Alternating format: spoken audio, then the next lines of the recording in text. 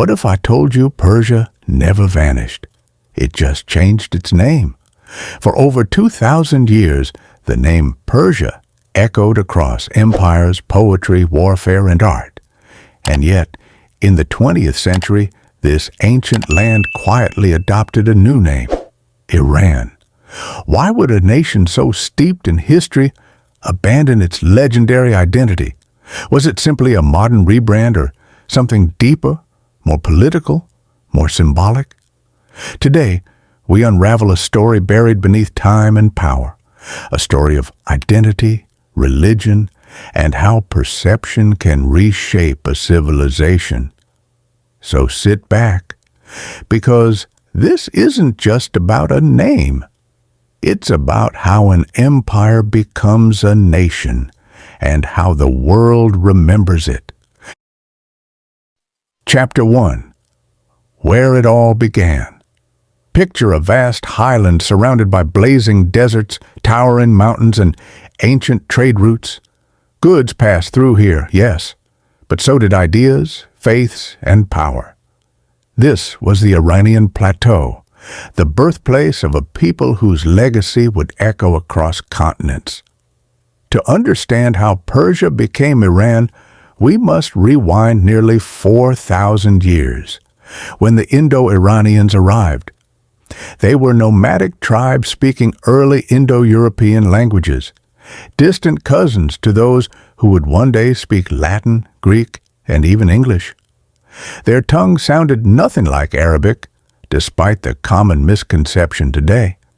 In Old Persian, Madar meant mother, Pedar meant father, roots that still whisper through the branches of language worldwide.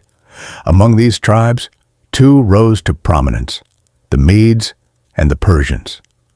The Medes settled in the northwest, powerful, organized, and dominant. Meanwhile, the Persians took root in a more modest region to the south called Parsa, or Fars, as it's known today. From this humble land, the name Persia would emerge. But early on, Persia was just a regional name. The real power lay with the Medes, until one man changed everything. Chapter 2. The Rise of Cyrus. His name was Kuros, better known to the world as Cyrus the Great. He wasn't content with tribal boundaries. He dreamed bigger, of unity, tolerance, and empire. After defeating the Medes, Cyrus didn't just conquer land, he built the first true empire in history, the Achaemenid Empire. What set him apart wasn't just military might, it was ideology. While other empires ruled through terror and exile, Cyrus governed with respect. He allowed conquered people to keep their languages, their religions, and their temples. To the Jews exiled in Babylon, he was a liberator. To the Babylonians, a chosen ruler, sanctioned not by Persian gods, but by their own. Under Cyrus and his successors, like Darius I, the empire stretched from India to the Mediterranean, from Egypt to Central Asia. They didn't just rule the world, they connected it. A road network spanned thousands of miles. A postal system rivaled lightning. A bureaucracy handled administration, taxes, and diplomacy with astonishing precision. Historians call it the first superpower, and rightly so. But all empires walk a tightrope between strength and fragility, and this one was no different. Chapter 3. The Shadow of Alexander. In 334 BCE, a young Macedonian king set out with a small but fierce army. His name was Alexander, soon to be the Great. His mission wasn't just conquest, it was revenge. Greece had long remembered Persian invasions. Now, Alexander would return the favor. In battles like Granicus, Issus, and Gaugamela, the Persian army fell. The mighty Achaemenid Empire, once unshakable, collapsed. But Alexander didn't destroy Persia. He was enchanted by it. He married Persian royalty, wore Persian robes, took part in Zoroastrian rituals, and governed like an Achaemenid. He kept the Persian bureaucracy, ruled from Persian palaces, and called himself their rightful heir. This Persianization outraged many of his Greek followers. They hadn't crossed the world to watch their king become the very thing they thought they were fighting. But Alexander had a bigger vision, a fusion of East and West, a universal empire, perhaps even a divine legacy. He died young, at 32. His empire fractured, divided among his generals. But Persia, the idea of it, survived. Chapter 4. A Sleeping Giant Reawakens. In the wake of Alexander's death, the Seleucid dynasty took over much of Persia's core. Later, the Parthians and the Sassanids ruled. Through it all, Persia endured, changing hands, but never losing its cultural heart. The Sassanid Empire, born in the same Fars region as Cyrus, revived old traditions. They declared themselves heirs to the Achaemenids. Zoroastrianism returned as the state religion. Persian identity flourished once again. But in the 7th century, a storm came from the Arabian Peninsula, Islam. The Sassanids fell. Arabic became the language of state and faith.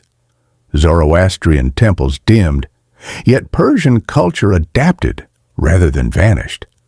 Its soul lived on in poetry, medicine, science, and philosophy. Over centuries, the region endured Mongols, Turks, and shifting dynasties, but a Persian identity distinct from Arab or Turk began to crystallize, and then came the Safavids. Chapter 5. Iran Reborn. In the 16th century, the Safavid dynasty emerged with a bold agenda: unite the region not just politically, but religiously. They made Shia Islam the state religion, diverging sharply from the Sunni majority of the Islamic world. This move reshaped Iran's religious and political identity forever. With forceful reforms and a vision for national unity, the Safavids rekindled Persian culture. They promoted art, architecture, science, and philosophy, all infused with Shia spiritualism. And this is when a new name began to rise: Iran, from the ancient word Arianam, meaning land of the Aryans.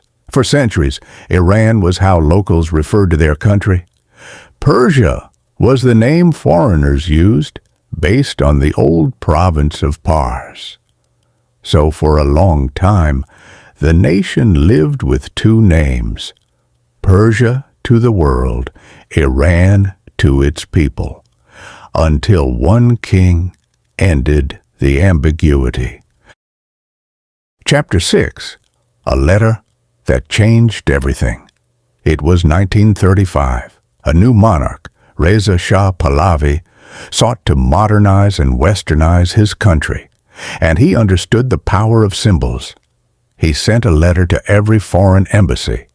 From now on, his country was to be called Iran in international diplomacy. Why? Because Persia, while romantic, was also seen through an Orientalist lens, as exotic, decadent, and outdated. Iran, in contrast, was meant to signal strength, modernity, and national pride. It was a symbolic reset, redefining how the world would see this ancient land. But at home, the decision sparked debate. Many Iranians saw Persia as a glorious heritage: Cyrus, Darius, the poets, the empire. To them, switching names felt like abandoning a legacy. Still, the change stood. And since then, on maps and in treaties, the name is Iran. Epilogue. Two names, one soul. Then came 1979, a revolution, a new republic, A sharp turn toward religious rule under Ayatollah Khomeini. Ties with the West collapsed. Iran's name took on new meanings: conflict, tension, ideology. And yet, Persia, curiously, began to shine again, this time as a cultural memory, as an echo of poetry, sophistication, and ancient greatness. Two names, one land, a constant struggle between how a nation sees itself and how the world sees it. Because sometimes a name is more than a name. It's a battlefield of memory, power, and legacy. Thanks for watching. If you enjoyed this journey through history, don't forget to subscribe for more stories that challenge what you thought you knew.